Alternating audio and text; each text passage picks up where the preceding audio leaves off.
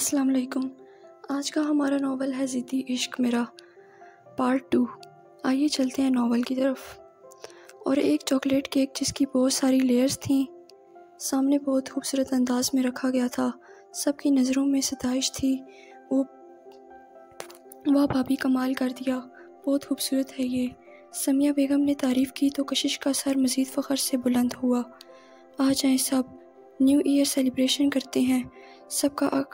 سب کو اکٹھا کیے وہ دادا جی کو کیک کاٹنے کا بول دیں۔ ان کے بالکل ساتھ کھڑی ہو گئی۔ یامین پتر آجا یار، تیرے بغیر کیک کٹ سکتا ہے کیا بھلا؟ منہ بناتا یامین واک آؤٹ کرنے لگا تھا کہ دادا جی کی پکار پہ رکا۔ ایک نظر منہ بناتی اس چمگادڑ کو دیکھا جو اسے چمگادڑ ہی لگتی تھی، اور دوسری طرف جان سے پیارے دادا جی جن کی وہ کوئی بات بھی بھلا کیسے ٹال سکتا تھا۔ چلتا ہوا ان کی دائیں طرف آ کھڑا ہوا۔ پارٹنر کیمرہ آن، وہ چمکتی ہوئی سمیرہ سے بولی۔ بے شمار تالیوں اور شور کی آواز پہ کیک کاٹا گیا۔ آسمان پہ آتش بازی کی گئی، سب کی نظریں آسمان پہ تھیں۔ ایک لمحے کو ہر طرف خاموشی چھا گئی۔ بیوٹیفل کشش زیر لب میں بڑبڑائی۔ یامین کی نظر آسمان سے ہٹ کر دادا جی کے بائیں طرف کھڑی اس پٹاخے پہ گئی جو دم بخود آسمان پہ دیکھے جا رہی تھی۔ اس کی آنکھوں میں ایک خاص چمک تھی، سنہری چمک جو اسے سب سے الگ بناتی تھی اور جو صرف بہت زیادہ خوشی کے لمحے حیا سے کیا آنکھوں میں نظر آتی تھی۔ اگر کوئی بھی ایک بار وہ چمک دیکھتا تو دیکھتا رہ جاتا، پلک چپکانا بھول جاتا۔ ابھی یامین کا بھی یہی حال تھا، وہ بھی بنا پلک چپکائے اس کی آنکھوں میں دیکھے جا رہا تھا۔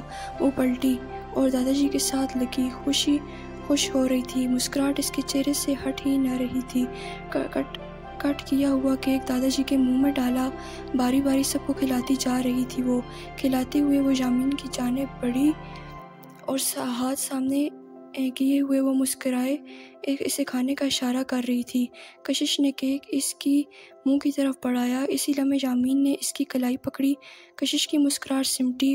او کھا لے پتر، بہت اچھا اور مزے کا ہے۔ دادا جی نے کیک کا ایک اور پیسٹ اٹھاتے یامین کو پیار سے کہا۔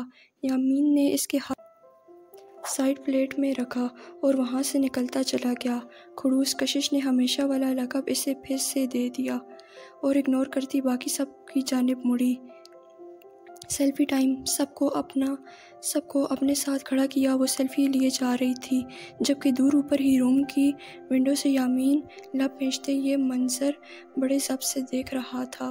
رات کو کافی لیٹ سونے سے سبھی کی آنکھ صبح لیٹ کھلی، لیکن یامین سکندر اپنے وقت پہ اٹھے۔ آج کا دن اس کے لیے بہت اہم تھا۔ ناشتے سے فارغ ہوتا وہ اپنے والیٹ اٹھاتا، گاڑی کی کیز لیے سوٹ بوٹ باہر کی جانب قدم بڑھائے کہ اس سے ایسا لگا کہ کوئی بھونچال آ گیا ہو۔ مڑ کے دیکھا، کشش کے ہاتھ میں پانی کا پائپ تھا اور سامنے داور تھا جسے وہ پورے کا پورا پانی میں ڈبو چکی تھی، اور وہ بھی چپ چاپ پی کے جا رہا تھا۔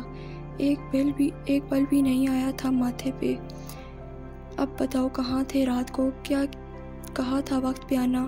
مس کر دیا تم نے سب۔ داور کو اچھے سے بھگو کے وہ ہاتھ چھاڑتی اس سے دو بدو ہوئی۔ یامین نفی میں سر ہلاتا وہاں سے باہر نکلا۔ یہ روز کا معمول تھا۔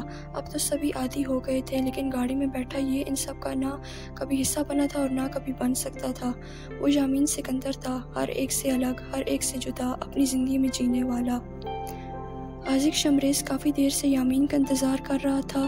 فارن کنٹری سے اہم شخصیت پہنچنے والی تھی، انہیں ویلکم کا بہت زبردست انتظام ہو چکا تھا۔ یامین کے پہنچتے ہی سب عمل الرٹ ہوا تھا۔ وہ کسی ریاست کے شہزادے کی طرح التاج ہوٹل میں داخل ہوا اور حاذق کی ساری ڈیٹیلز لیتا وہ اپنے آفس کی جانب بڑھتا آج کے دن کا آغاز کر چکا تھا۔